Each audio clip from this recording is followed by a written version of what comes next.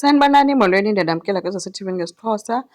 Uqhubekile ke guys uThumeka esondela ke esiyeka uQhawe esithi uQhawe zange wayithanda kwaBacon. Ngoku khona sowuyazi kangakanani ibhola, utheni sowusazi kakhulu ngebhola, wazi ntoni ngebhola. UZoleka uye waphakama ke guys wagijima ubamba uQhawe obesebhekele phaa kude ke. And then ke noHlathi wabezama unqanda uThumeka ngapha noThulane ezama umbamba. Uthi wazi nee-matches ngoku, usukela nini ukwazi nee-matches? Uthi nguwe wedwa lowo nyana wam. Nguwe ndiyakubona, akekho omnye umntu. UHlathi uyanqanda kuthi hayi bo, ulikamva akekho apha, ayingolikamva le. Umile ke nisithi ngelithi nje nyana wam. Babhide bonke ke abantu ke guys bathe nqa bajonge le nto yenziwa ngulo sisi. UQhawe ke ude wazincama ke wabuza uba hayi bo umama orayithi?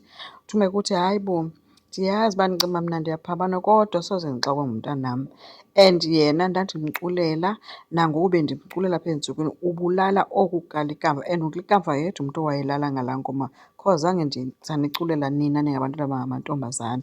So ngunyana wam lo ethi ndiyacela ke nindikholelwe, intliziyo yakhe ilapha ngaphakathi kuwe. Uthi ke ufuna nokumbamba uyasondela but bayambamba ke bayambuyisa umva ke. UZoleka besesithi hayi Thumeka khawuyeke le nto uyenzayo maan. Ethi uxelele mos umntana into yoba kule nto yena nolikamva bebeyibukela ibhola so ufuna enze kanjani. UThumeka umile ke ngelithi likamva. UZoleka uvele wathi ke hayi guys ndicela nihambe nigoduke iphelile into yedina ngoku. UQhawe funeka ahambe oresta. So ke nyhani ke babuyizana ke but uThumeka umile ngelithi andihambi apha ngaphandle kolikamva. Hayi baye bamtsala koHlathi bamkemke bemka ke guys oosisi Ntsiki becaphuka noba bekemke bengatyanga. So xa befika ke endlini uyanga ke guys uyatsho ke into yoba hayi bendiyiqondile mba izoba yimesi yonke le nto le yale dina. Ethi kutheni ngoku umama neento ezibona ulikamva yedwa? Ingaba uporholwa ngulikamva?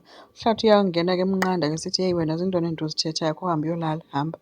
So ahambe ke uyanga. UHlathi ke ushiyeke ebuza uThumeka into yoba yintoni uyenza phaya and umoyikisile uQhawe wena. UThumeka uthi mna ndifuna ulikamva wam.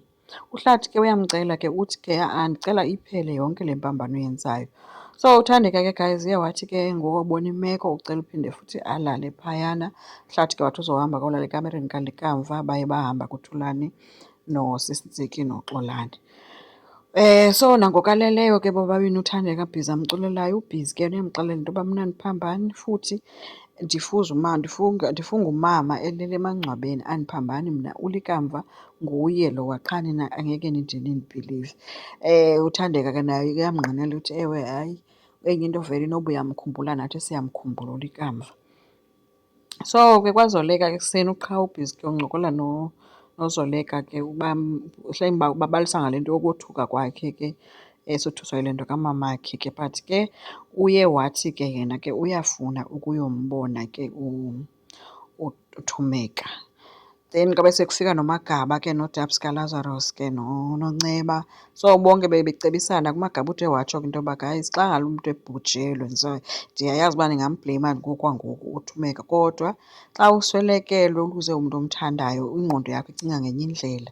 So ndiyacela simnike isapoti ningamlahli uThumeka kule nto akuyo. So bebengqinelana ke wabe kuthi uQhawe ke ufuna ukuhamba ke besithi uZoleka no ha-a andifuni mna siye njengangoku awukabikho ready for uya kwaThumeka. So uZoleka udisayide uphakama kahambe wayithetha yonke le nto ke kubantu abadala ke ootata uNgcukana ke noBolukhanya into yoba uthi uQhawe ufuna uya kuZoleka.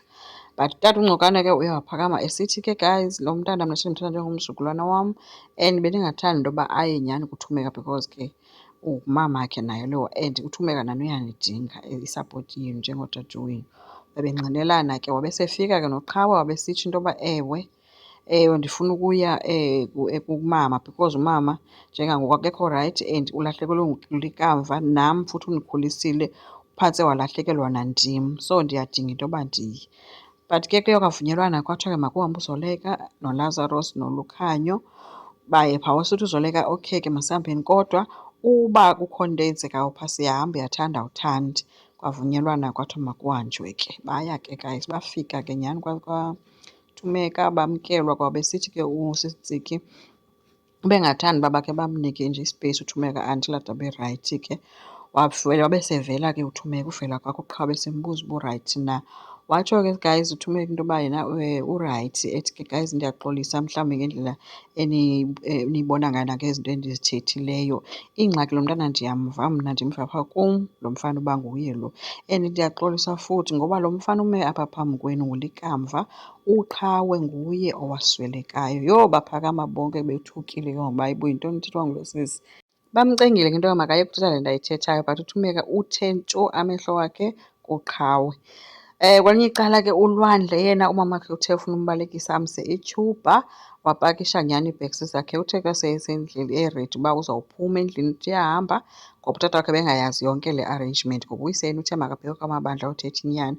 Uthe xa engenayo wathi gqima utatakhe bothuka wabe uyababuza uba kwenzeka ntoni apha.